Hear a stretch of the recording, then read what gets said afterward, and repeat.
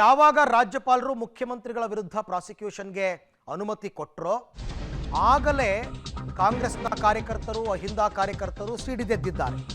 ರಾಜ್ಯಪಾಲರ ನಡೆಯನ್ನ ಖಂಡಿಸಿ ಕಾಂಗ್ರೆಸ್ ಇವತ್ತು ಬೃಹತ್ ಪ್ರತಿಭಟನೆಯನ್ನ ಇಟ್ಕೊಂಡಿದೆ.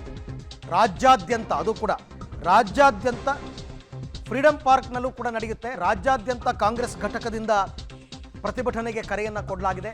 ಮೈಸೂರಿನಲ್ಲಿ ಅಹಿಂದ ಸಂಘಟನೆಗಳು ಪ್ರತಿಭಟನೆಯನ್ನ ಈಗಾಗಲೇ ಮೊನ್ನೆ ಮಾಡಿದ್ರು, ಇವತ್ತು ಮತ್ತೆ ಮಾಡ್ತಾರಂತೆ. ಇನ್ನು ಟಿ ನರಸೀಪುರ ಬಂದ್ಗೆ ಸ್ಥಳೀಯ ಕಾಂಗ್ರೆಸ್ ಕರೆ ಕೊಟ್ಟಿದೆ. ಟಿ ನರಸೀಪುರ ಬಂದ್ ಮಾಡೋದಕ್ಕೆ ಮೈಸೂರದು ಇತ್ತು, ಬಟ್ ಏನೋ ಗೊಂದಲ ಇತ್ತು. ಒಟ್ಟಾರೆ ಕಾಂಗ್ರೆಸ್ನವರು ಇವತ್ತು ರಾಜ್ಯಾದ್ಯಂತ ಆಯಾ ಜಿಲ್ಲಾ ಘಟಕಗಳು ಮತ್ತು ಜಿಲ್ಲಾ ಉಸ್ತುವಾರಿ ಸಚಿವರು, ಶಾಸಕರ ನೇತೃತ್ವದಲ್ಲಿ ಪ್ರೊಟೆಸ್ಟ್ ಅನ್ನು ಮಾಡ್ತಾರೆ. ರಾಜ್ಯಪಾಲರ ವಿರುದ್ಧ ಮತ್ತು ಬಿಜೆಪಿ ವಿರುದ್ಧ. ರಾಜ್ಯಪಾಲರು ಮತ್ತು ಬಿಜೆಪಿ, ಯಾಕೆಂದರೆ ಬಿಜೆಪಿಯವರು ಒತ್ತಡ ಹಾಕಿ ರಾಜ್ಯಪಾಲರಿಂದ ಪ್ರಾಸಿಕ್ಯೂಷನ್ಗೆ ಅನುಮತಿ ಕೊಡಿಸಿದ್ದಾರೆ ಅಂತ ಇವರ ಆರೋಪ. ಜೊತೆಗೇನೋ ನಿನ್ನೆ ಹೇಳ್ತಾ ಇದ್ರು, ಮಂತ್ರಿಗಳ ಮನೆ, ಶಾಸಕರ ಮನೆ ಎಲ್ಲ ಬಿಜೆಪಿ ಶಾಸಕರ ಮನೆಗಳ ಮೇಲೆಲ್ಲ ನಾವು ಮುತ್ತಿಗೆ ಹಾಕ್ತೀವಿ ಅಂತ ಹೇಳಿದ್ರು.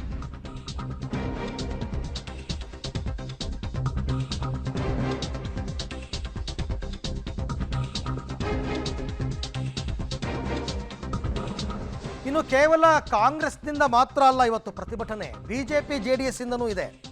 ಸಿಎಂ ರಾಜೀನಾಮೆಗೆ ಆಗ್ರಹಿಸಿ ಬಿಜೆಪಿ ಜೆಡಿಎಸ್ ಇವತ್ತು ಜಂಟಿ ಪ್ರತಿಭಟನೆ.